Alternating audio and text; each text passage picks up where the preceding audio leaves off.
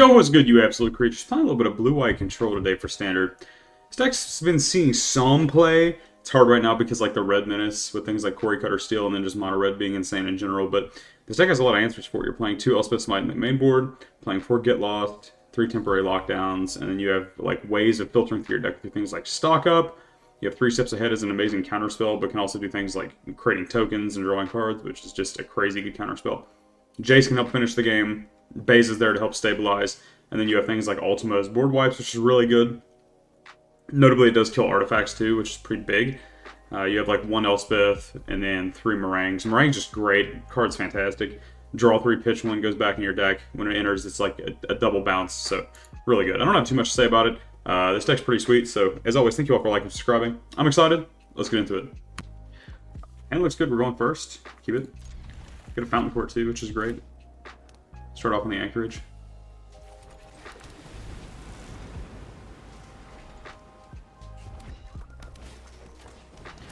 Good.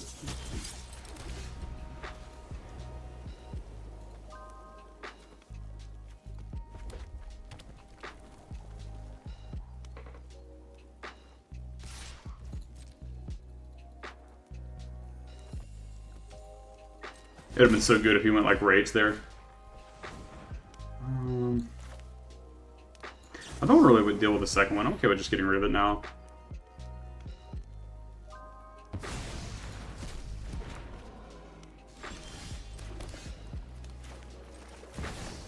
think I'm going to go ahead and do this now. And I'm going to plus up on this. I think it's actually pretty decent here. Take some damage off of me, getting me 1 step closer to Ultima. Educated in Phyrexian's ways. Our plans are beyond your comprehension. That's good. Hesitate to accept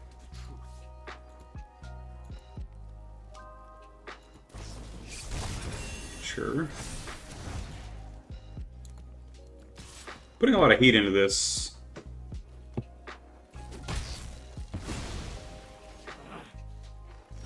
This calculates. It's a really good draw for us. Should have played this. Could have like made a token, etc. But I think that this turn's coming up is going to be like a confirmed board wipe here, so it's kind of fun. Now I have the option here, which is kind of interesting. I have the option of going Ride's End here, killing this, and if I kill this, I think I can slam this Elspeth pretty uncontested.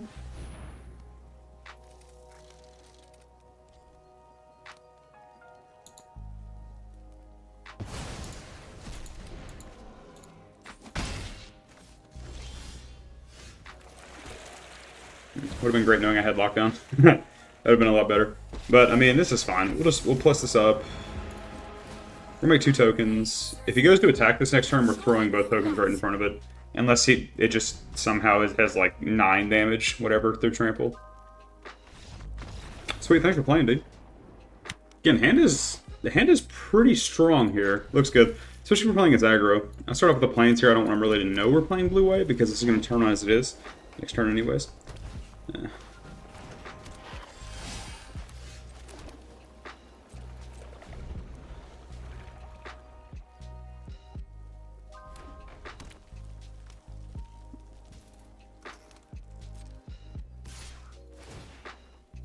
This is fine.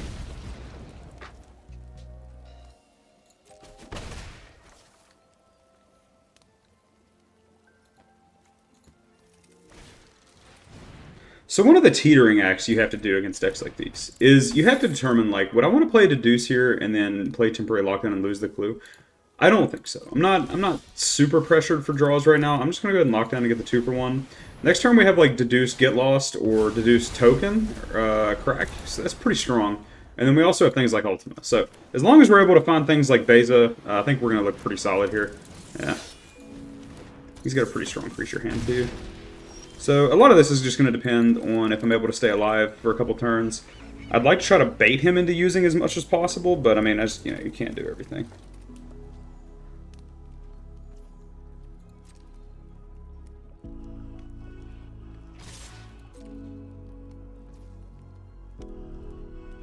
I'll take 3. start by deducing here. That's big too.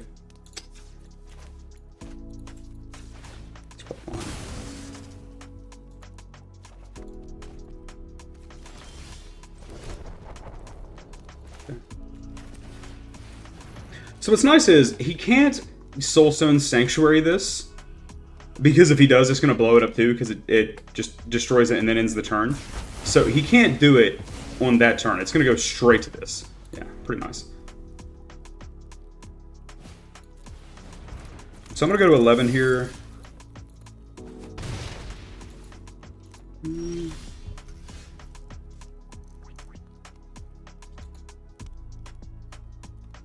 I have a weird play of like wanting to play this, keeping up Get Lost, and then going to 8. I think that's I want to play a little bit risky here. It depends how much burn he has. I'm going to 9, sorry. I did the math wrong. But I'm going to go to 9 here. I'm going to plus this up. I'd like for him to waste as much as he can. And then I'm going to try to kill it with Get Lost after. One of the things when you're playing decks like these aggro lists is if you give them too much time, they're typically going to find something. And even if you're going to win that game, it's still going to give you a lot of problems. So it's best to try to mitigate that as best you can.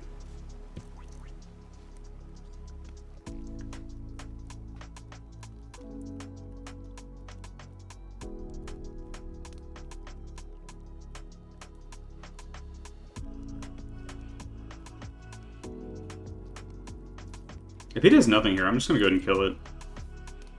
I would prefer to start drawing cards for free too, and then kind of getting like free on the board.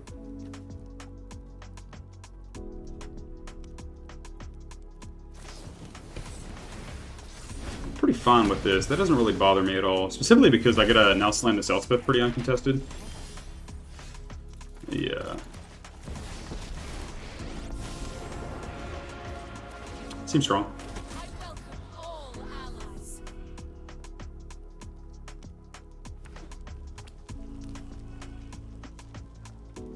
Interesting, you wouldn't even want to animate Soulstone Sanctuary. I feel like that's just like for sure the play.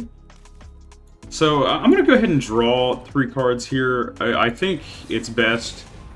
I could have kept the Demolition Field up. Maybe that was a mistake. I'm going to ditch probably Get Lost here. I'm going to keep making tokens here. I'm going to wall up as much as I can.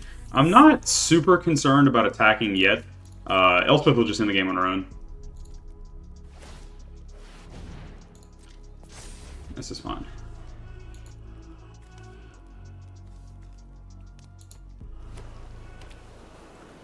So, like, for example, with this, he has to... See, he can do this and make it like a 4, whatever. I would just throw everything in front of it because I don't care. Like, it's not... Losing these is not a big deal. My life total is way more important than that. And if these die anyways, I'll just slam base and make tokens and all that shit, which is really good. The main thing is just staying alive and then keeping your advantage up. Because now he's wasting all of this just to try to get through. And I think he's, like, pretty apparent, like, knowing that I'm going to throw everything in front of it.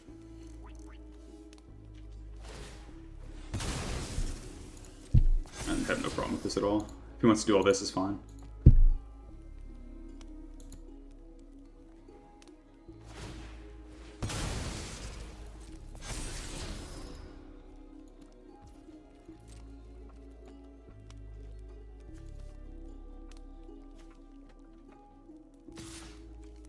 If he's wanting to come for me, I'm just going to throw everything in front of it. I, again, don't really care.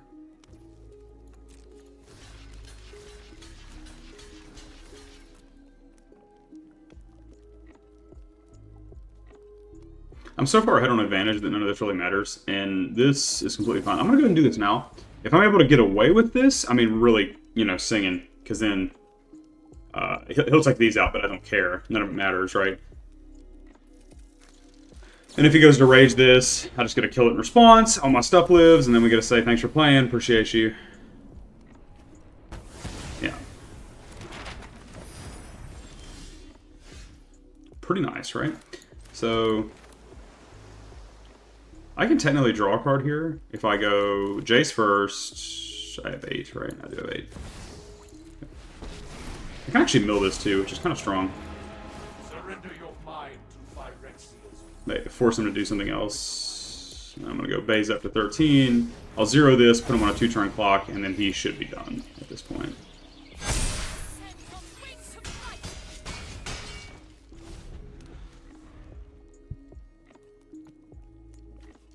The fact the game flying is very good too. Not really relevant in this matchup, but I mean, it's just such a great effect. So he would have to kill me from 13 right here. If not, he dies. I'm able to find stuff with stock up. I'm also able to like minus his creatures or mill him to start drawing more cards. And then this just zeroing is just such a fast, insane clock. Most of this is just trying to have the opponent make mistakes while you're behind a little bit so that you can just get ahead and win.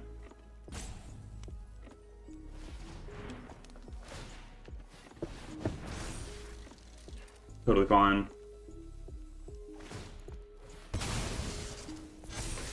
Alright. Just wish our opponent good game.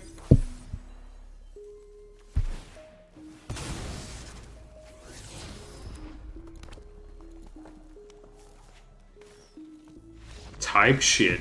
Alright, yeah, that was a pretty good one. Alright, this hand's some level of scary, and the reason why is because if he's playing like red, we're kind of fucked, but looks like he's not, so... We're gonna go a little bit more aggressive here. Why red? Oh. Interesting. Okay. Lot of red. A lot of red.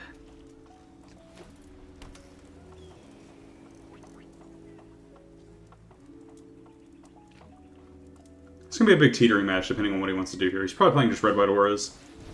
So, my idea with this is I want to go ahead and counter this. I don't want to give it a chance to even hit the board. And there's kind of two reasons for that. Like, the first thing is, say for example, I let that resolve, and then I go to kill it, trying to save the counter spell. Really bad, because if he has the flash, I think it's arc, or some kind of arc thing that gives it hexproof for the turn with flash, he gets all the procs up of it, and then I'm just like, screwed. There's nothing I can really do. I would just get dumpstered right there. Really bad play. Second thing is, these I can play at any moment. The counterspell, I mean, this is obvious information, right? But the counterspell, there's not really like a better time to use it than when the opponent can't do anything about it. So, it's pretty good. I'm going to go ahead and counter this too. I think this is bad for me.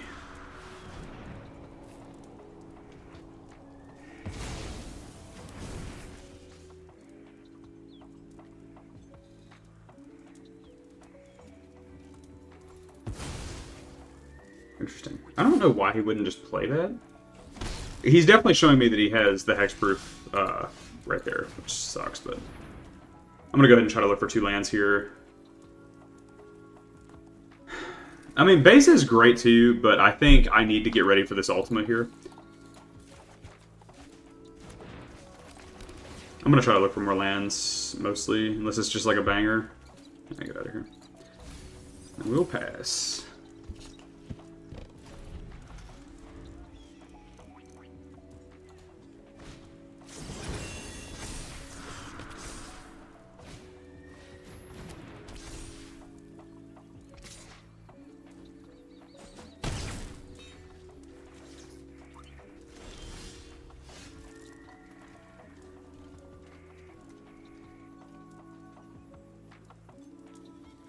Okay, so again, one of the things of this is, like, you don't want to go, like, get lost or whatever. I mean, I could, because if he tries to protect it one time... Man, this is actually kind of tough. I think I'm going to go ahead and just ultimate here. I don't think he has anything to give him, like, pro everything. Oh, I thought that would end the turn, so he wouldn't get that. That's fine. Sure. Another creature would be phenomenal, so I can 2-for-1 him. Okay.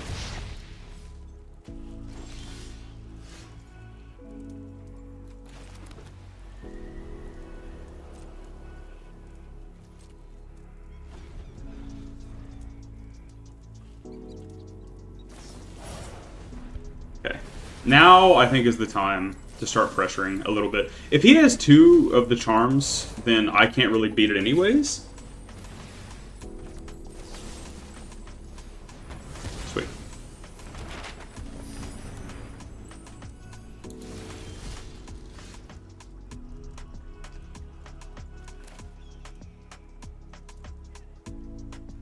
It's actually a weird play. I can go ahead. So like one of the weird things is I can go ahead and like bounce these two if I just want to have a big fat boy on the board. But I think it's better just to try to draw cards right now. Yeah, it's actually really strong. I don't think I need a demo field for anything, so I'm gonna go get rid of that.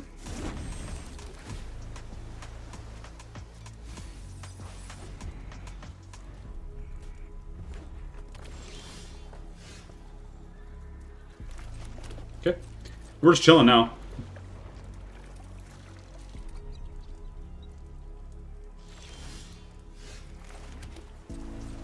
Four big answers to what he's doing.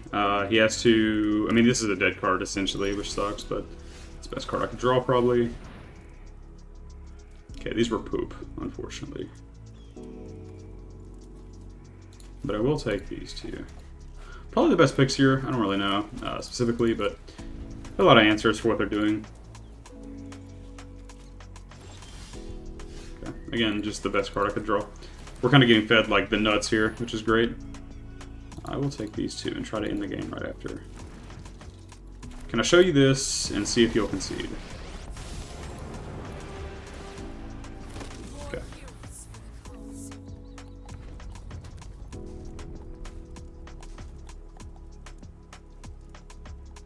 So he doesn't really have a good way to get rid of Elspeth, like other than like Shelter by Ghost, and I can just answer that so much easier. So fine.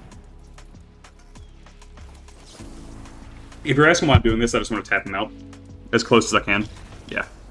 Sweet. I mean, he could have paid for it, but I think he just knew the end was near. Could have temporary locked down there, could have ultimated. Pretty easy, right? This deck's sweet. Let's go to the wrap-up.